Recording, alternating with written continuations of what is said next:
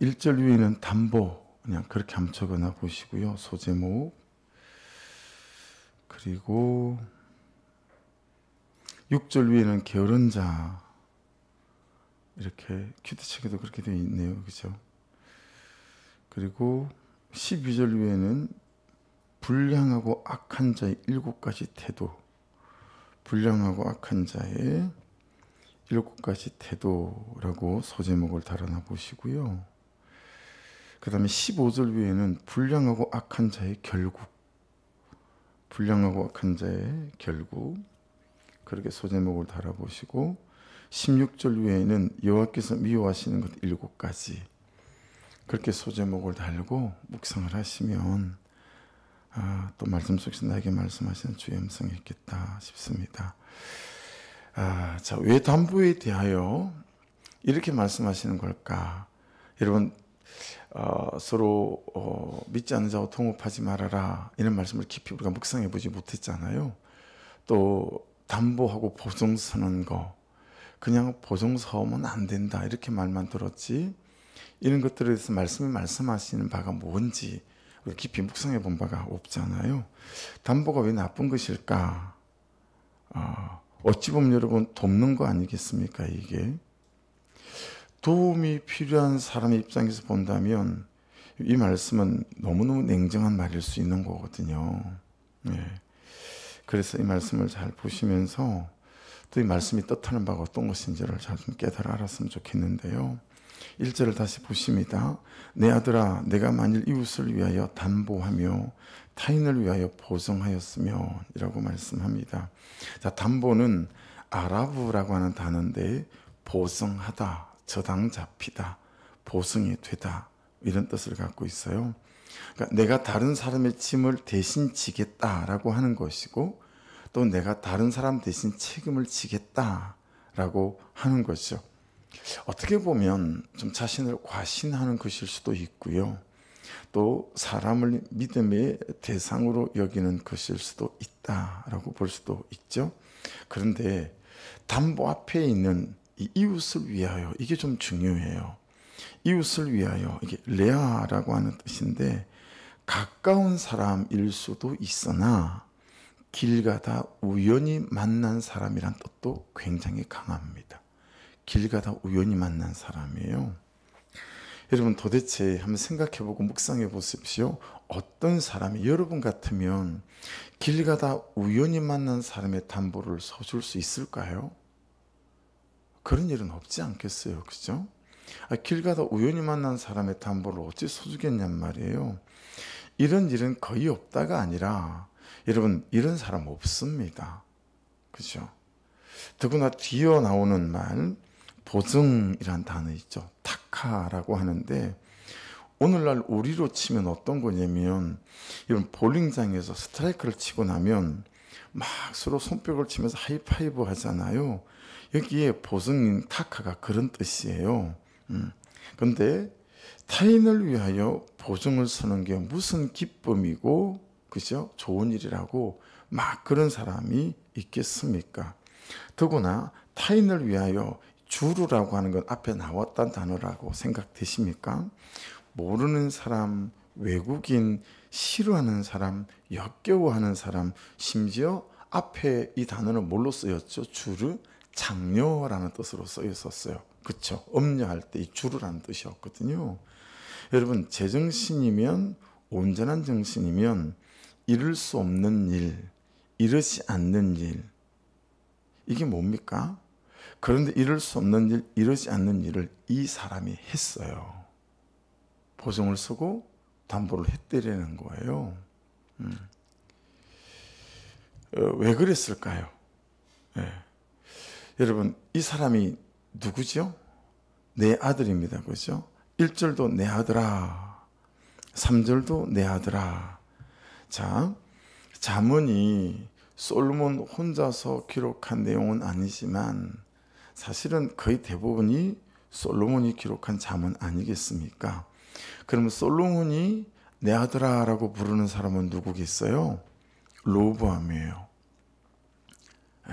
이게 그냥 대인칭 대명사로 우리 모두에게 하시는 말씀이기도 하죠. 근데 항상 여러분 원독자가 중요합니다. 큐티할 때, 말씀을 묵상할 때 제일 처음에 이 말씀을 받아보는 사람, 오리지널 리더, 이걸 이제 잘 개념화시켜야 원래 이 말씀이 말씀하시고자 하는 뜻들을 잘 깨달을 수 있으세요. 그래야 이렇게 말씀 바깥으로 나가지 않고. 그래서 여러분 솔로몬이 내 아들아라고 말한다면 르호보암이지 않습니까? 여러분 르호보암에게 없는 것이 어떤 것이죠? 이 말씀을 보면 아니 길 가다 우연히 만난 사람에게 보증을 쓰고, 그죠? 이 타인에게 심지어 장렬한 뜻을 갖고 있는 주르, 그런 것에, 그런 것에 제가 아는, 굉장히 잘 아는 그런 이제 분 중에 제가 보는 앞에서 부인한테 막 뺨을 몇 대나 얻어맞는 분이 있었어요. 그분이 얼마나 저도 있는데 당혹스러웠을까, 창피하고 수치스러웠을까. 근데 왜 그랬냐면 그분이 술집 종업원하고 정분이 났어요. 그래서 아내 몰래 아파트 담보로 그에게 빌려준 거예요. 이게 이제 아내한테 들켰어요. 그래 얼마나 아내가 분노가 일어나겠어요. 근데 그분이 장로님이에요. 제가 아는. 그리고 부인은 권사님이에요. 그러니까 뭐 난리가 난 거죠. 저만 있은 게 아니라 딸 앞에 아들 앞에 일이 이렇게 들키고, 그리고 딸하고 아들 앞에서 뺨을 얻어맞았어요, 부인한테. 근데 아무 소리도 못하는 거예요, 제가 있으니까. 그러니까 너무너무 이제 수치스럽지 않았겠어요, 그죠? 그러니까 왜 그랬겠냐고요, 그 장로님이. 여러분 만일에 르호보암이 이렇게 보증을 썼고 담보를 썼어요. 그냥 지나가다 길 만난 사람한테 뭐가 없는 거예요? 묵상해 보세요. 지혜가 없는 거죠. 잠언이잖아요, 지금. 뭐가 없는 거예요? 우리가 말하는 명철이 없는 거죠. 그렇죠? 삶에서 말씀대로 선택하고 결정할 수 있는 판단력이 없는 거예요. 또 뭐가 없어요? 하나님을 아는 지식으로 내 감정과 마음이 흔들리지 않게 하는 굳셈이 없는 거죠. 또 뭐가 없는 거예요? 말씀에 순종하는 피부감이 없어요. 명철, 비나로 따지면 뭐가 없는 거죠? 해야 될 것과 하지 말아야 될 것, 이걸 구별하지 못하는 거예요. 또 하나님 뜻이 내 뜻인지를 구별하고 분별할 수 있는 통찰력도 없는 거죠. 자기를 객관화시켜 볼 수 있는 능력이 없어서 해야 될지 말아야 될지 모르는 거예요. 그리고 자기가 자기를 보는 은혜도 없고, 그리고 자기 죄가 보이고 자기 죄를 인정할 줄 아는 능력도 없는 거예요. 그래서 자기 주제를 모르는 거죠. 자기 주제 파악도 안 되는 거고, 뭐 이런 거라고 볼 수 있지 않겠어요? 결국 여러분 이 르호보암의 모습이 누구의 모습이라는 거예요? 나의 모습이고 우리의 모습일 수 있다라고 말씀이 지금 우리에게 말씀하신다라고 하는 거예요. 여러분 르호보암이 왜 이런 삶을 살게 되었습니까? 르호보암의 삶을 통해서 본다면 이런 담보와 보증에 있어서 첫 번째는 들을 말을 들었습니다. 이게 잘 되지 않는 것일 수도 있고요. 들을 말을 들었습니다. 르호보암의 삶을 보면 그래요. 또 두 번째는 말씀에 묻지 않는 거예요. 근데 우리로 본다면 저는 이런 거라고 봐요. 물어요. 그런데 듣지 않고 살지 않아요. 오늘 큐티 제목이에요. 그래서 아마 유튜브에도 이렇게 올라가게 될 거예요. 묻는다. 그런데 듣지 않고 살지 않는다. 이게 오늘 큐티 제목이거든요. 르호보암은 여러분 아버지 솔로몬이 죽고 난 다음에 여로보암이라는 망명했던 솔로몬의 정치적인 대적자, 이 사람을 이스라엘 백성들이 불러와요. 귀국을 시키죠. 왜냐하면 똑똑한 사람이 필요했거든요. 르호보암과 대적할 만한. 그래서 이 여로보암을 앞장 세워서 이스라엘 백성이 이 르호보암 솔로몬의 아들을 찾아오지 않겠어요? 우리 왕궁 짓고 성 짓느라 당신 아버지 때 죽을 고생을 했다. 세금은 세금대로 그리고 노역은 노역대로 너무 힘들었다. 당신은 어떻게 하실 겁니까? 이렇게 백성들을 대표해서 백성들과 함께 온 여로보암이 물었어요. 예. 어떻게 할 건지 담보하라는 거죠. 어떻게 할 건지 보증하라는 거예요. 오늘 말씀하고 딱 맞죠? 해서 아버지 생전에 아버지와 정치를 했던 늙은 노 신하들에게 이 르호보암이 묻습니다. 어찌하면 좋을 것 같습니까? 내가 어떻게 대답해야 될까요? 그랬더니 아버지와 정치를 했던 아버지 생전의 노 신하들이 이렇게 대답을 합니다. 왕성 12장 7절인데요. 대답하여 이르되 왕이 만일 오늘 이 백성을 섬기는 자가 되어 그들을 섬기고 좋은 말로 대답하여 이루시면 그들이 영원히 왕의 종이 되리이다 하나. 야, 참 구약 곳곳에 복음이 있어요. 진짜로. 무슨 뜻이에요? 내가 섬기면 그들이 나를 섬기는 종이 된다는 거예요. 근데 여러분 이걸 우리가 이 비결을 몰라요. 우리는 섬기지 않고 그를 나를 섬기는 자로 만들고 싶어하는 남편과 아내로 세상은 수두룩하죠. 그렇죠? 섬길 마음은 없고 그가 나를 섬겨야 된다는 남편이 가정 안에 판을 치죠. 네. 여러분 섬기는 자 여기서 이 에베드라는 단어 워낙 많이 나오니까 종노예라는 뜻이에요. 그러니까 지금 이 늙은 노신하들이 여러분 르호보암한테 뭐라고 말하냐면 당신이 백성들의 종이 되십시오. 당신이 백성들의 노예가 되십시오. 그러면 일평생 그들이 당신을 섬기는 자들이 될 것입니다. 이 얘기를 한 거예요. 근데 여러분 르호보암 입장에서는 이 무슨 희한한 소리냐, 그죠? 아니 내가 왕인데 내가 뭐하러 지들에게 종이 되고 노예가 되고 섬기는 자가 될 거냐라고 하는 거죠. 자기 보고 백성을 섬기는 노예가 되고 종이 되라고 하니까 그럼 르호보암이 듣기 좋았겠습니까? 싫었겠습니까? 묻기는 묻는데 듣지 않아요. 여러분이죠. 저예요. 묻기는 묻는데 여러분 말씀하고 우리가 지금 섰잖아요. 살지는 않아요. 르호보암하고 우리하고 똑같습니다. 똑같습니다. 노예 되라고 그러니까 섬기는 자 되라고 하니까 싫은 거예요. 그러니까 이런 삐끗한 소리도 듣기 싫어요. 자존심 상하는 건 어떤 것도 듣기 싫어하고요. 내가 손해보는 건 어떤 것도 듣기 싫어요. 여러분 저와 여러분이 얼마나 교만한지 진짜 깨달아야 됩니다. 얼마나 교만한지 심령에. 예. 진짜 제가 교만하고 여러분이 교만한 거잖아요. 예. 그래서 장로들의 충고를 쓰레기통에 던져버려요. 정말 여기에 큰 적용점이 있는 거예요. 우리는 다 내가 왕이 되려고 하고 자기가 왕이에요. 노예가 되라는데 종이 되라는데 싫습니다. 들을 말을 들었습니다. 뭐 이런 거 되지 않는 거죠. 그런데 이게 사람에게 이르면 다행인데 말씀이 말씀에도 이르니 방법이 없는 사람이 우리가 돼가는 거죠.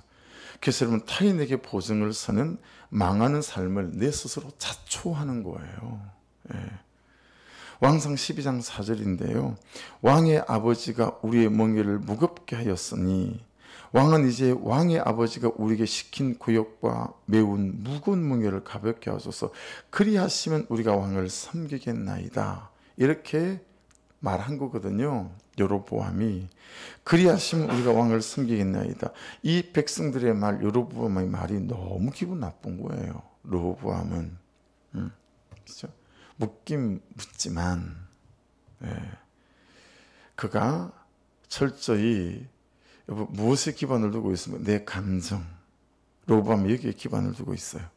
내 기분, 내 경험, 그게 기반을 두고 있습니다. 그렇게 해서 찾아낸 대답이 정갈과 채찍으로 내가 너희를 다스리겠다는 대답이었어요.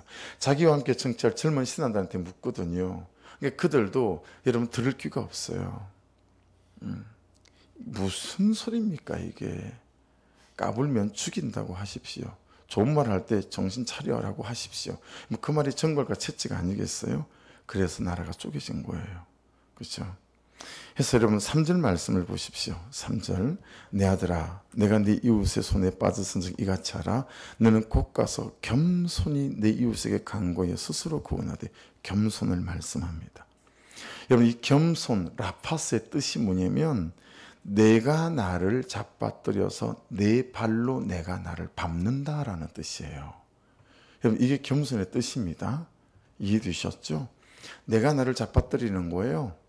그래서 내 발로 내가 나를 밟는 거예요. 더 정확한 뜻은 내가 나를 내 발로 밟아서 더럽히다라는 뜻이 겸손입니다. 내가 나를 더럽히는 거예요. 근데 여러분 나는 다른 사람 앞에 여러분 먼지도 묻히기 싫어하잖아요. 내 자존심에 먼지도 묻히기 싫어해요. 근데 참 안타까운 건 여러분 제가 가난하게 살아보니까 가난한 목사가 돼 보니까 가난한 개척교 목사가 돼 보니까요. 야 이런 우리일수록 이 자존심이 하늘을 찔러가지고 참 마음에 여유가 없어요. 그래서 이렇게 성도들도 보고 성도들의 자녀들도 보면 여러분 우리 그 자녀들의 친구들도 보면 자녀들의 친구들이 이렇게 집에 놀러 올 때가 있잖아요. 보면 있잖아요. 가정이 넉넉하고 그냥 쓸 것 입을 것에 부족함이 없어 엄마가 채워주고 아버지가 채워주는 가정의 아이들은 있잖아요. 굉장히 심성에 여유가 있더라고요. 여유가 있어요. 자존심도요 막 세고 그러지 않아요. 그냥 뭐 이래요. 근데 우리 자녀들처럼 참 부족하고 모자라게 사는 자녀들일수록 자존심이 세더라고요. 왜냐하면 내가 없다 싶으니까 다른 사람이 나를 볼 때 내가 없어서 이러나? 이런 생각을 하는 거예요. 저 역시 마찬가지더라고요. 사단지에서 전도를 하는데 이 근방에서 제일 큰 교회 성도가 집사님이 아유 어떡해 목사님이 전도까지 나오시고 아유 너무 불쌍하고 가련하게 막 혀를 차면서 막 그러니까 자존심이 무시하게 상하더라고요. 제게 그런 자격지심이 있는 거죠. 그죠? 여러분 우리는 하나님의 아버지인 하나님의 자녀인 줄로 믿습니다.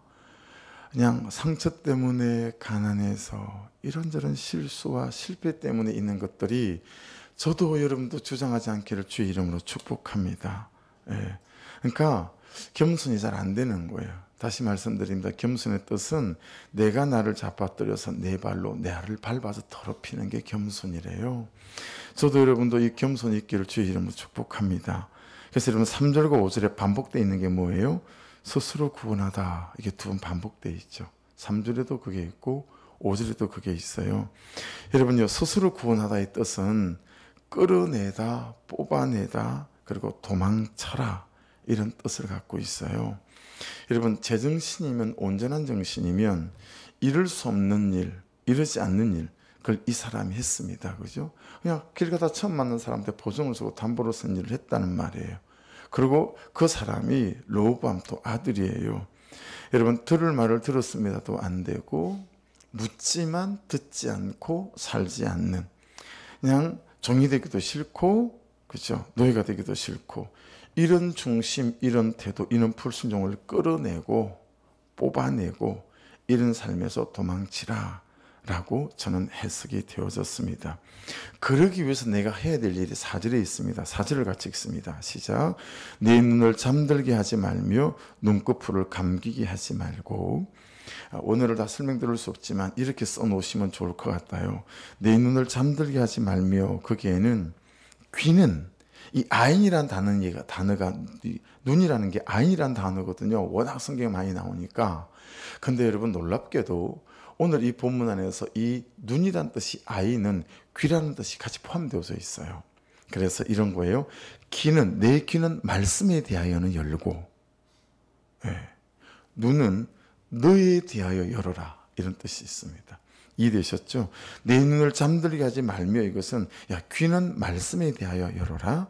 그리고 눈은 너에 대하여 열어라. 무슨 뜻이에요? 내가 얼마나 교만한 자인지 악한 자인지 내가 나를 보는 눈에 대해서 열려 있어야 된다는 거예요.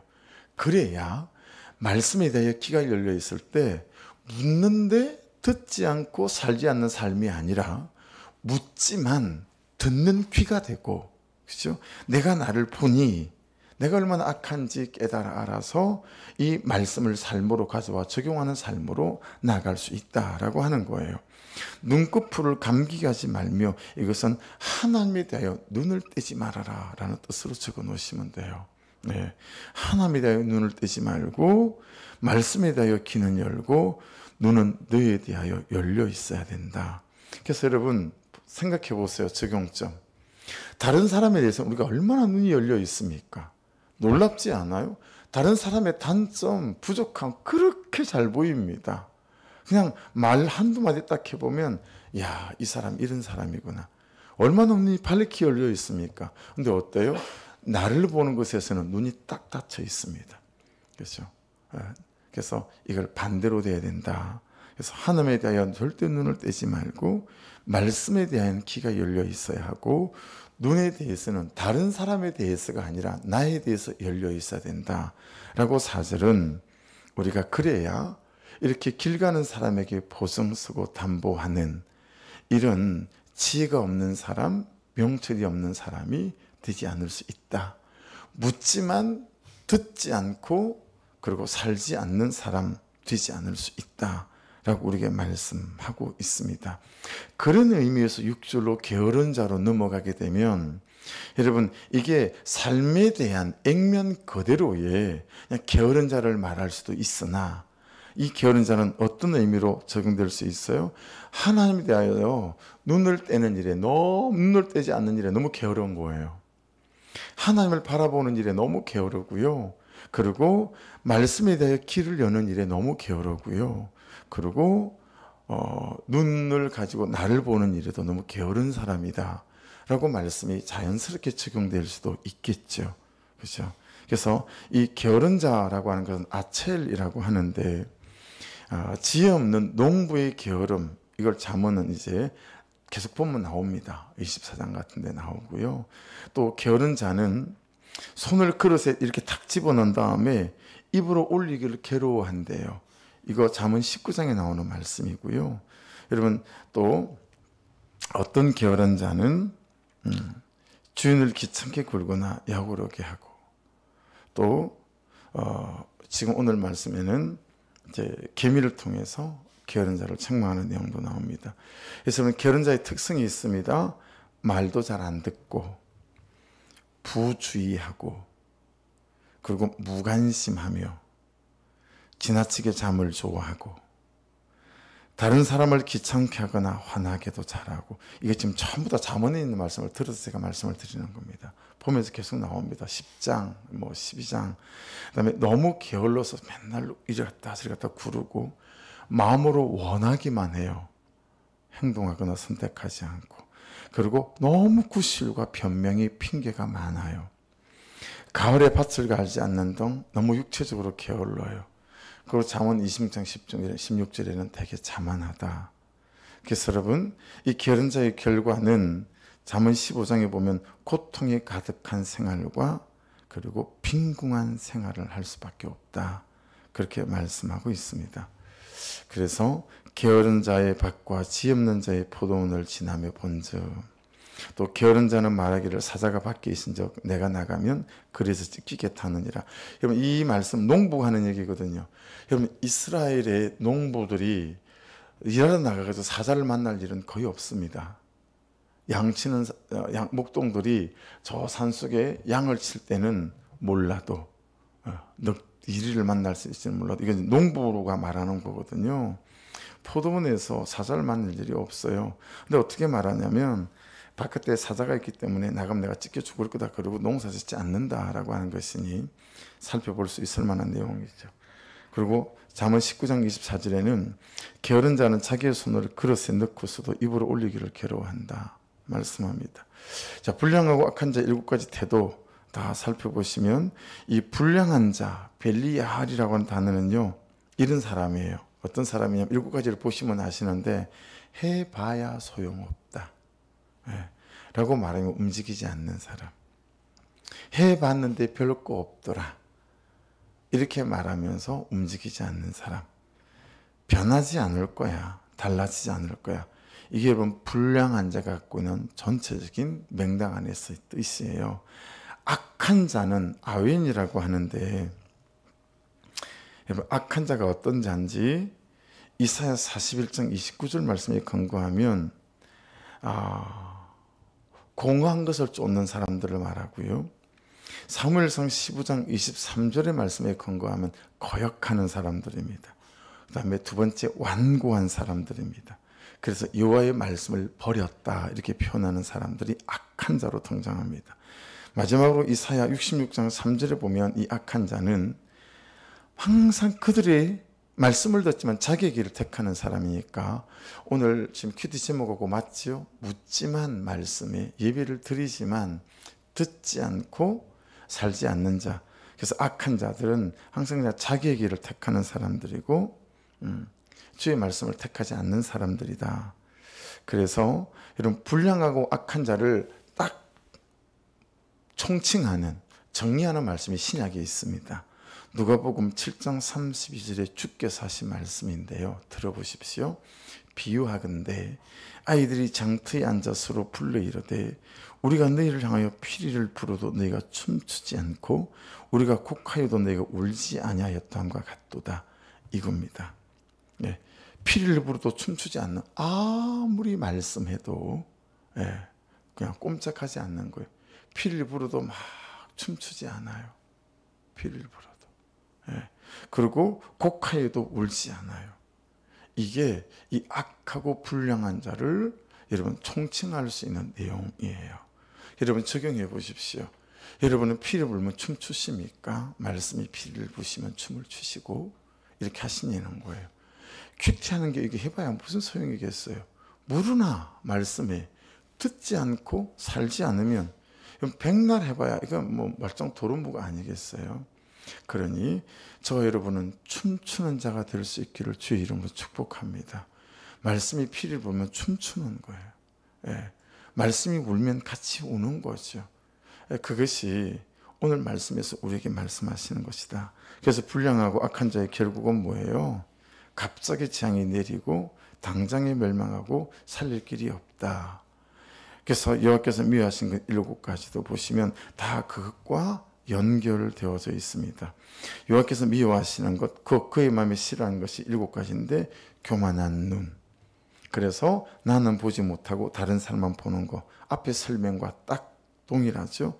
거짓된 혀, 무지한 자의 피를 흘린 손, 악한 계교를 꾀하는 마음, 빨리 악으로 달려가는 발, 거짓을 말하는 망령된 정인, 그리고 형제 사이를 이간하는 자라고 합니다. 오늘 이 말씀이 또 우리에게 잘 적용되어지셔서 하나님 잘 묻는 자요, 말씀이 말씀하시면 들을 말을 들었습니다 하는 자요, 또 그는 나보다 옳도다 하는 자요, 들은 말씀이 삶이 되어져 가고 삶으로 살아가려고 하고 몸부림치는, 내 의지로 못하고 내 고집으로 못하기에 기도를 통해서 성령의 은혜를 구하는 하나님의 사람 되게 하옵소서. 우리 말씀 붙잡고 기도하겠습니다. 말씀 붙잡고 기도하고요. 그리고 선교사님들 밴쿠버 소망의 교회 세워질 대전의 소망의 교회를 위해서도 기도하기를 원합니다. 우리 주여 한번 부르고 같이 기도하십시다. 주여! 아버지 감사합니다.